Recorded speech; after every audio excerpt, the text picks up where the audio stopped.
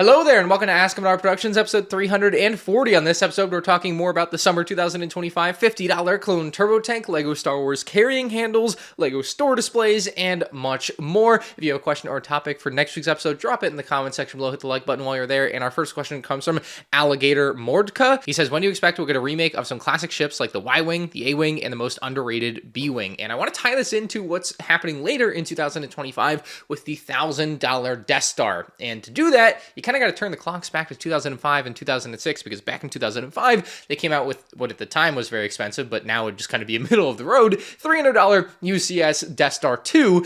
And the following year in 2006, they dropped a ton of original trilogy ships that kind of went with it, with the TIE Interceptor, which we already had recently, but they also dropped an A-Wing that year, the X-Wing, and of course a B-Wing. And so there were a ton of original trilogy Rebel ships to kind of go against this Star Destroyer. We've got the Death Star coming in late 2025, and now we're just kind of missing all of the Rebel ships to go against these things. It's certainly no guarantee, but I really do look to 2026 to kind of replicate a lot of what we saw in 2006, following up a Death Star and a Star Destroyer with some opposition. We've, again, got the TIE Interceptor recently, so I wouldn't expect a remake of that. But I think the last classic Y-Wing was in 2017. The last classic A-Wing was also 2017, I believe. And the last classic B-Wing, of course, all the way back in 2014. Now, we've had a couple of Resistance versions of these ships since then, but I think 2026 would be the year to bet my money on. I mean, obviously, at some point in the future they'll definitely do all of these, but 2026 seems like it would be a very likely year, just given some of the other sets out there in the lineup that they would want some opposition to, and yeah, to provide that, those would make sense in that year. The year 2143 says, man, how much more appealing the UCS Slave One would be with Camino box art, please. And you never know. They can always finally change their minds on the all-black box art for UCS sets. I think what they had in the mid to late 2010s with their UCS box arts was certainly ideal, where you got real art on it. And you would think you would want like real art on a $1,000 set or a $300 set to help sell it, wouldn't you? Like, I just feel like that's something that helps sell the set. And so to have that missing for so long now really does suck. Obviously, we all understand why they went with the all-black box art, kind of a marketing push to get adults to realize that LEGO is also for adults, and it clearly worked. But when you bring the Slave One into the modern era and you go from what they had on the Bespin box art from 2015 to just Black Void, it's going to make you feel sad. Next question from Peaceful Build says, do you think that LEGO will stop adding carrying handles, as the Onyx Cinder doesn't have one, but the Star Destroyer does? And I don't think that's indicative of anything other than the Onyx Cinder having a really strong build. The Star Destroyer also had a really strong build, and if I remember correctly, in my review, I basically said that the Star Destroyer didn't need a carrying handle, but they put one in there anyway. But like, the build has gotten so good with some of these sets that, yeah, the carrying handle isn't necessary. I think there are obviously places where they will still need them in the future, but yeah, a set like the Onyx Cinder, why include a carrying handle if you don't need one? You don't need one. It allows you to have a little bit more interior space. I think a lot of the functionality of the set, you know, depends on not having something going right through the middle of it. And so, yeah, avoiding it as much as possible is probably ideal for them, but it's also an important function for certain sets. There are certain sets that, as a kid, like the 2006 Star Destroyer, I wish that one had a carrying handle. I dropped it like 3 times. Disastrous. But then the 2014 one came out, and it did have a carrying handle. To put it concisely, carrying handles can and very likely will become less common over the years, but they will never completely disappear. Connor says, why do the New Zealand boxes have no piece count, but the American ones do? And I kind of want to go in a bit of a different direction with this question, because I think they're starting to. This is a crazy good change. This is the most pro-consumer thing that LEGO may have done. And you probably still don't know what I'm talking about, because I didn't tell you. Some country in North America, I'm pretty sure it's America, has a law that forces a company to tell you how many pieces are in a box that you're buying of a thing, whether it's Lego, whether it's a puzzle, whether it's screws or whatever, I don't know. But you have to have the amount of the thing that you're getting in the box on the box. And so I feel like that's pretty straightforward. That's a good law to have so that I know what I'm buying, so that you know what you're buying. But Lego doesn't want to tell you how many pieces are in the box. That's why the European boxes don't have the piece count on them, or didn't. But LEGO may have finally come around to the idea that it's just right to put the piece count on the box. So yeah, hopefully we'll get some more info on that. Maybe LEGO will make some sort of statement about how great they are and, you know, pump themselves up for having finally put the piece count on all boxes. But jokes aside, I truly do think it is a good thing if they are going and doing this. And by the way, they have been doing it with like the UCS sets. I think the UCS sets have all had the piece counts in both regions, and now it's finally happening with the smaller sets. Reverse Brick says, would you ever plan on building sets live, interviews, or continuing to do some more gaming? Love your videos and keep persevering. I appreciate the kind words, and I guess we'll section this off. I don't want to hit my statue here, but as far as live streaming building Lego Star Wars sets, this is something I did a lot more commonly in the past. I remember like Force Friday 2015 with all the Force Awakens sets. I built a bunch of those on live stream. It's simply something that I found myself doing less and less commonly, and I think I would like to get back to it. The issue that I have with it nowadays, with the way the space has become and the way that Lego, you know, hands all of these sets to everyone and their mother free and early, you know, I now feel a bigger need to like sometimes keep it a secret that I have a set, so I won't live stream and build the set, or to like get it done as fast as possible, or have someone else building it while I'm working on the review to get it done as fast as possible. And it's like a really unfortunate byproduct of the way that things have become. But because of that, you won't commonly see me live stream building like any new sets. But obviously, there's old sets that I would still love to build. Now, when it comes to interviews, you know, like kind of basically a podcast, I've kind of fallen out of the idea of doing podcasts. I've done, you know, my fair share in the past, basically, and it's fun, it's cool, but it's something that's tough. It's just another thing that takes a lot of research and time and effort to have a good product to put out for people to enjoy. I just think building live and chatting with the chat and maybe hanging out with some friends makes more sense for me. Like the thing I would have wanted to do most was back in 2020, I basically told Lego that I wanted to like do a, it was going to be called the State of Lego Star Wars. And I was going to do a live stream with like the head of Lego Star Wars, Jens. And they said they wanted to do it. They said Jens was excited to meet me, and it never happened. And then more gaming. Now, this is a contentious topic. So I play Call of Duty. That's about it.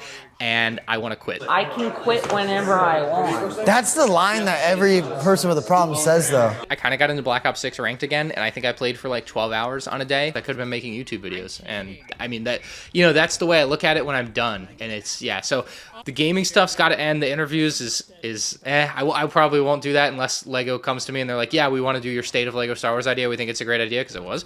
And, you know, the live building thing I'd like to do more of. So I think out of all that stuff, live building will probably happen, and I'll get a stream scheduled.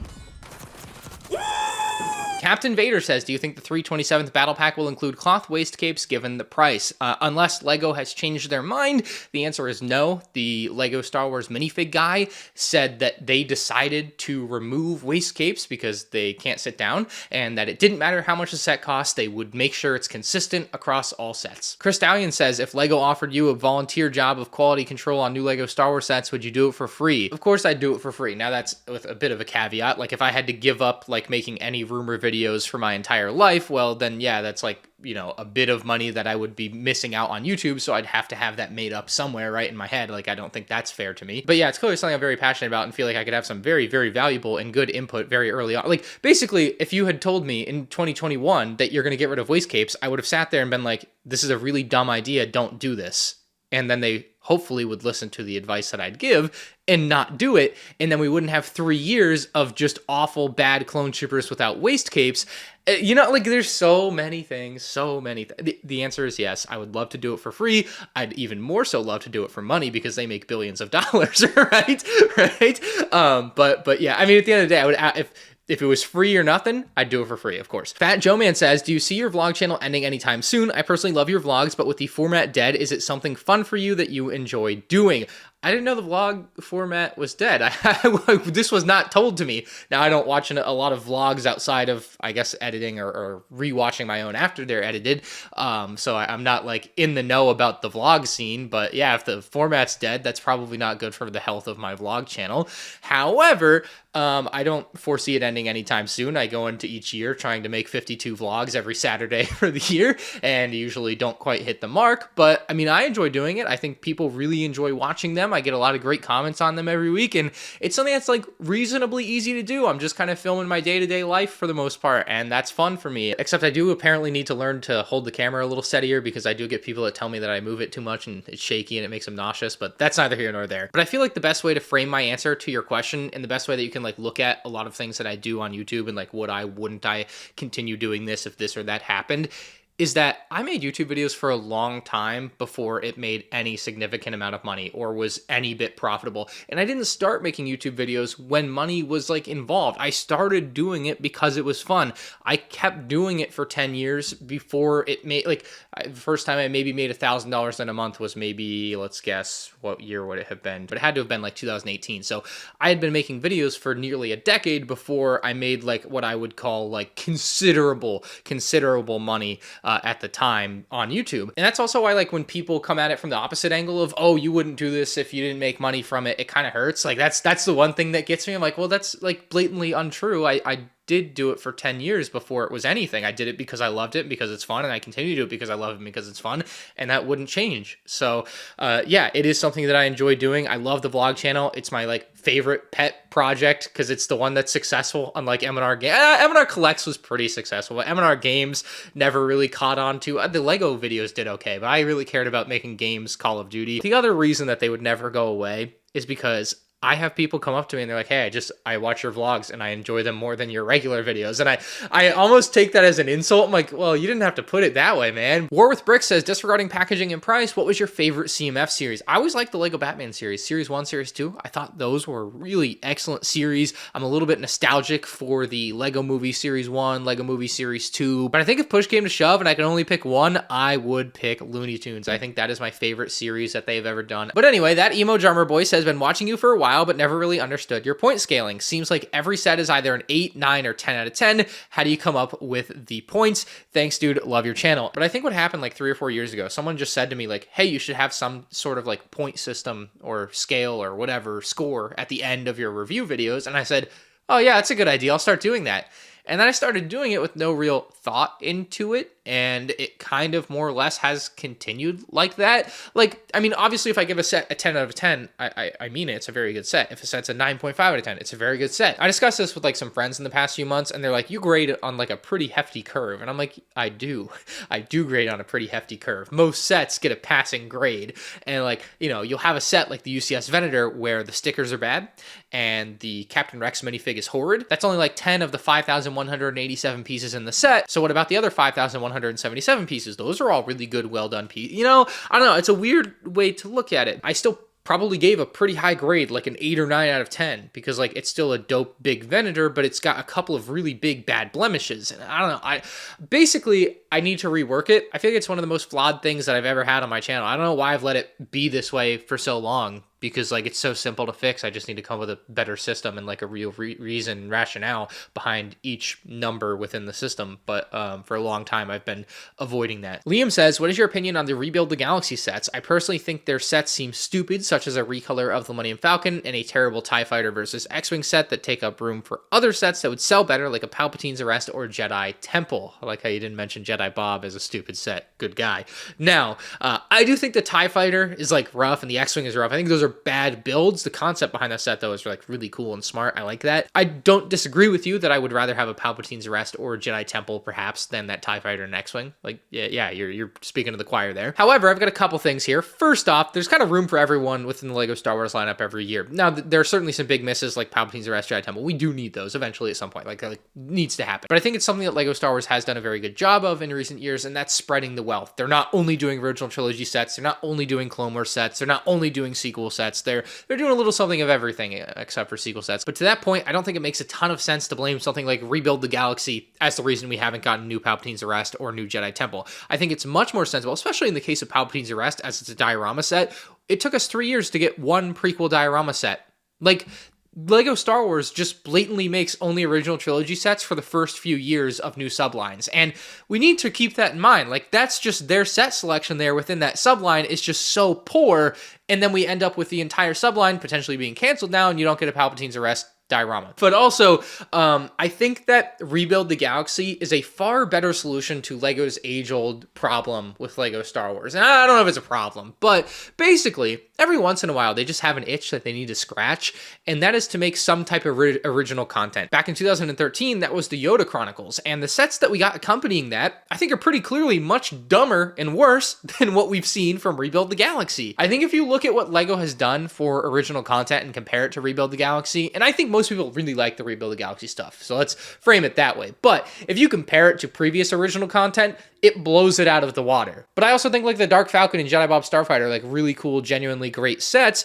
The TIE Fighter and X-Wing's a good idea, although the sets look awful. So like you have that going for Rebuild the Galaxy, and I think through that lens, you might appreciate it a bit more. Hexy Wexy says, do you think the Turbo Tank will actually be $50?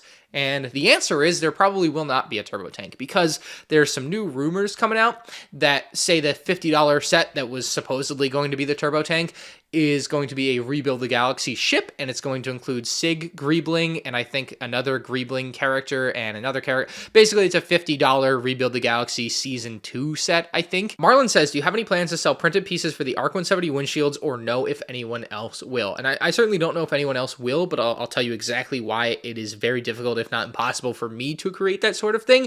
And that is that all the custom prints that I've done so far are UV printed. And perhaps I could explore how to do it pad printed. I am sure it would be very expensive, but maybe because this is a set that seems popular, it would be worth it. Enough people would buy it. But the point is, the process of a UV print is basically you put it on a jig, you put it into the printer, and it prints over it. And it's like supposed to usually be a flat piece, or pretty close to flat, like a Lego minifigure head or the arm of a minifigure. And so with the ARC 170 windscreen, it's obviously a giant curved piece.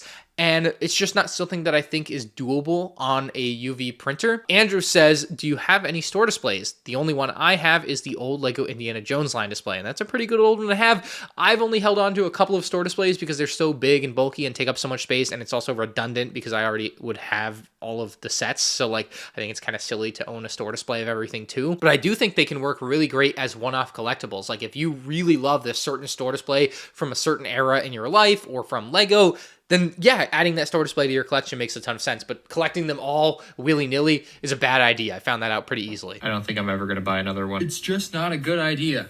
I didn't need it. I shouldn't have bought this. I'm having buyer's remorse, especially because it's broken. One of the ones that I own is pretty buried in my closet all the way down here, and I'll throw a picture up of it now. It's something that cost me less than $100, and I thought it was pretty cool to keep, and it's small, so I kept it. I also purchased and held on to this one here for a couple of reasons. First off, it's from 1999, the first year that Lego Star Wars existed, and also it's reasonably small compared to some of the bigger store displays that take up an entire shelf. So I just thought this one was cool enough and small enough to keep. And finally, I think it's buried in that box back there. Let me drag it out. I'll show you. I guess if you count something like this as a store display, it counts, but I'm sure this wasn't what you were asking about. This one is from 2020, and of course I purchased and have kept it because of the 501st Battle Pack. I wanted to own everything that I could in relation to that set, of course, and so this was one of those things. And this one is the cheapest one I ever got. This was like $30. It's so cheap that people called me a liar, I think, when I said it in like a YouTube short I made about it. But anyway,